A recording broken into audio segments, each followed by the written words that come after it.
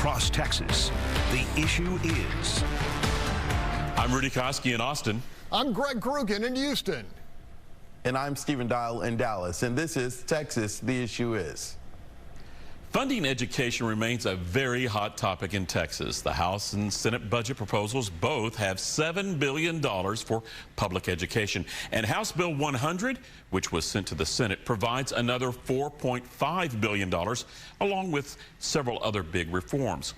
But the wild card in this funding discussion remains the impasse over school vouchers, especially that hybrid idea pitched by Governor Greg Abbott called education savings accounts, which would be a new budget item. Now, I spoke to State Representative Ken King, who filed HB 100, about the key parts in the legislation and if he is worried the Senate will try to do a major rewrite. You know, it's got a little bit of everything in it. It's, as you pointed out, probably the crux of the bill is the movement from average daily attendance to enrollment. But we put money in for something I've been working on for years and I'm very proud of, is a fine arts allotment. You know, no kid has ever told me, including my own, I can't wait to go to school for math class. You know, and fine arts are something that keep kids interested in their education career, and so I was excited to have that. We put a math allotment in for more rigorous math classes. We put more money in CTE funding. We put more money in teachers by changing the minimum salary schedule. You built in some inflation measures. I believe we have. You know. One of the things that happened was transportation. We increased the transportation allotment considerably back in 2019 under House Bill 3. But you look at the cost of diesel, and over the last 2 years, we didn't increase it enough. House Bill 100 raised the transportation allotment 54 cents. You know, that's substantial. Members, do you have anything to say in close? Are you worried that the Senate could wreck this in conference committee?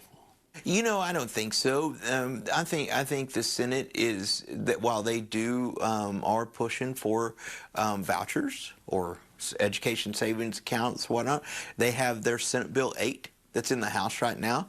I really don't expect the Senate to try to wreck House Bill 100 with a voucher amendment, but you know, we'll see in conference committee. What do you say to the people who want school choice, the governor who wants his school education accounts? Well, for me, I mean, if you look at my House District 88 has 19 counties in it. Well, I don't have a charter school. I have maybe 2 or 3 private schools, and only 1 or 2 of those go all the way through the 12th grade. You know, school choice for rural Texas is making your public education option the best it can possibly be. And then as far as school choice goes, if you're in a failing district, if you're a parent and you have a child in a failing district, you can move your child now. We also have expanded virtual education and given a tremendous amount of options there.